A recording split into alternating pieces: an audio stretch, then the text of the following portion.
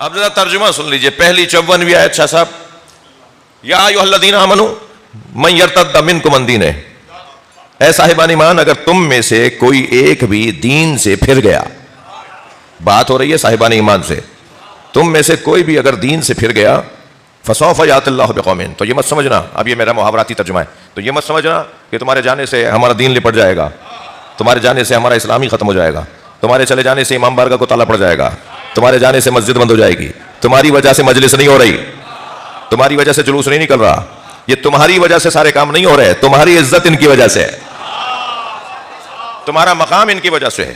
فسوف یأتی اللہ بقوم، اللہ پھر کسی اور کو لے آئے گا، اگر تم چھوڑ کر چلے گئے تو تمہارے جانے سے کوئی فرق نہیں پڑے گا۔ کیسا آئینہ دکھایا اللہ نے، بھائی صلوات پڑھ لیں محمد و آل محمد۔ بہت بڑا مجمع ہے، باہر تک لوگ بیٹھے ہوئے ہیں، بلند تر صلوات پڑھیں گے، اللہم صل علی۔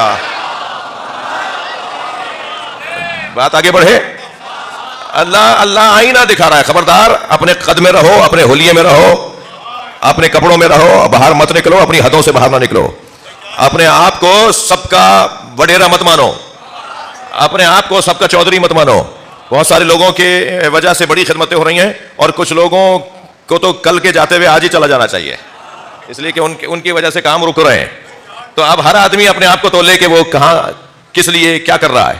یہ قرآن نہیں ہوتا نا تو آپ ناراض ہو جاتے مجھ سے، باتیں تھوڑی سی ایسی ہو رہی ہیں، یہ قرآن ہے، یہ آیت ہے، اللہ کہہ رہا ہے فسوف یأتی اللہ بقوم، پھر اللہ ایک اور قوم کو لے آئے گا، جاؤ گے تم ایک، آئے گی جمع، تم جیسوں کے جانے کا تو فائدہ ہی ہے، تم ایک جاؤ گے اللہ بہت ساروں کو بھیجے گا۔ تو اے صاحبان ایمان، کل کے جاتے ہوئے آج چلے جاؤ، اے صاحبان ایمان تمہارے جانے سے کوئی فرق نہیں پڑے گا۔ فسوف یأتی اللہ بقوم، اللہ ایک اور قوم کو لے آئے گا جس کے اندر یہ 6 صفتیں پائی جائیں گی۔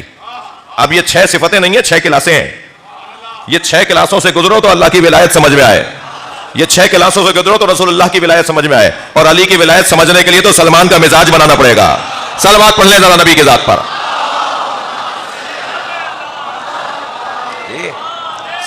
سب سے پہلی صفت یحبہم، اللہ ان سے محبت کرتا ہوگا۔ ارے کتنا بڑا کام ہے بھائی، اللہ ان سے محبت کرتا ہوگا، سب سے پہلی نشانی، پہلی علامت، پہلی صفت، اللہ ان سے محبت کرتا ہوگا۔ یحبہم یحبونہ، وہ بھی اللہ سے محبت کرتے ہوں گے۔ بات دو طرفہ ہے، معیار اتنا اونچا ہے۔ اچھا، اس وقت مجلس میں اسکول چلانے والے لوگ بھی بیٹھے ہوں گے، کالجز اور یونیورسٹیز کے پروفیسر حضرات اور وائس چانسلر حضرات بھی ممکن ہے بیٹھے ہوں یا سن لیں، ٹھیک ہے۔ اسکول کا جو ذمہ دار ہوتا ہے نا، وہ اتنا اونچا معیار رکھتا ہے، اسے اس سے فکر نہیں ہوتی کہ 1000 بچوں میں سے مثلاً 1000 کو پاس ہونا چاہیے، وہ پاس ہونے کو معیار خراب۔ میں بات ان کی کر رہا ہوں جو اسکول خدمت کے لیے چلا رہے ہیں، جو تعلیم کی خدمت میں کام کر رہے ہیں۔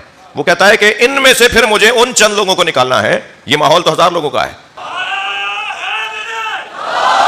تو اب کس معیار کی ولایت تک پہنچنے کے لیے کس معیار کو اللہ نے قرار دیا ہے، ایک کلاس بتا رہا ہے اللہ، کلاس کیا ہوگی۔ سب سے پہلے یحبہم، اللہ ان سے محبت کرتا ہوگا۔ اللہ کی محبت کے تقاضے اور ہیں، اور بندے کی محبت کے تقاضے اور ہیں۔ اللہ کی، میں تفسیر میں جاؤں گا تو مجھے خوف ہو رہا ہے کہ بہت دیر پہلے ہی ہو چکی ہے۔ یحبہم، آپ ترجمہ سن لیجئے، کہیں میرا دیکھتا ہوں کہ کہاں مجھے رک جانا چاہیے تھوڑی دیر کے لیے۔ یحبہم، اللہ ان سے محبت کرتا ہوگا، یحبونہ، وہ بھی اللہ سے محبت کرتے ہوں گے۔ تیسری صفت کیا ہے؟ اذلۃ علی المؤمنین، وہ مومنین سے اکڑتے نہیں ہوں گے، مومنین سے لڑتے نہیں ہوں گے، وہ مومنین سے تکبر نہیں کریں گے۔ کیسا قاعدہ ہے؟ مومن رحماء بینہم، جن کی ایک صفت یہ ہے کہ وہ آپس میں رحیم ہیں، آپس میں مہربان ہیں، سارا زور، ساری طاقت، سارے پیسے، سارا بازو کا دم اپنوں پہ ہی نکلنا ہے۔ تم میں جرأت ہے تو جاؤ اسرائیل، جا کے یہودی سے لڑو، تم جا کر لڑو ان لوگوں سے کہ جو مسلمانوں کو پریشان کیے ہوئے ہیں، مگر نہیں ہے تو سارا زور اپنوں پہ نکالنا ہے، ساری لڑائیاں آپس میں ہی ہونی ہیں۔ میں عمومی بات کر رہا ہوں، آپ کو کوئی خفا نہ ہو میری بات سے، آپ کی تو بات ہی نہیں ہو رہی۔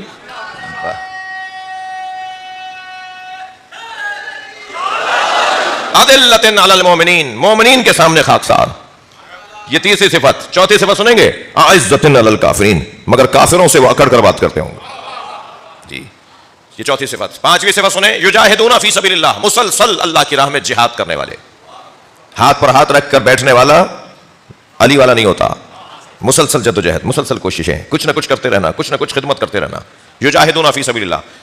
اور پھر چھٹی صفت، لا یخافون لومۃ لائم۔ میں تو کہتا ہوں یہ جو چھٹی صفت ہے نا، اسے لیڈر حضرات، قومیات کے لوگوں کو اور مخلص لوگوں کو جب دل آزاریوں کا سامنا ہوتا ہے تو انہیں فریم کروا کے اپنے گھروں میں لگانا چاہیے.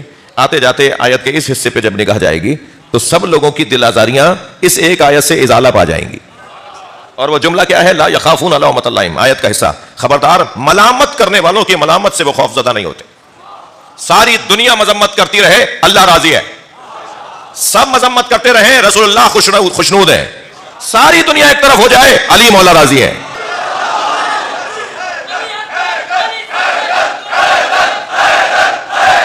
ماشاءاللہ ماشاءاللہ. بلندر صلوات نبی اور آل نبی پر. اللہم صل علی محمد و آل محمد. کوئی پریشانی کی بات نہیں. ہونے دیں ساری دنیا کو ایک طرف. میرا ضمیر مطمئن ہونا چاہیے. اندر کا سپاہی آواز دے. کسی باہر والے سپاہی سے روک ٹوک کی ضرورت کیا ہے؟ اندر سے آواز آئے کہ تم سچے ہو، تم صحیح ہو، تم حق پر ہو. اور اگر اندر سے ہی مذمت آ رہی ہے، اندر سے ہی ناراضگی آ رہی ہے تو بس یہ کمزوری ہے.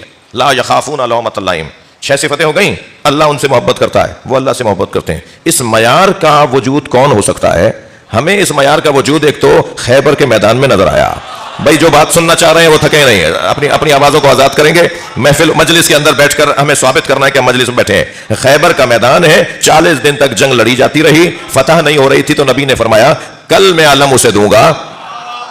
لَأُعْطِيَنَّ رَايَةً غَدًا رَجُلًا كَرَّارًا غَيْرَ فَرَّارٍ يُحِبُّهُ اللَّهُ وَيُحِبُّهُ اللَّهُ وَرَسُولُهُ.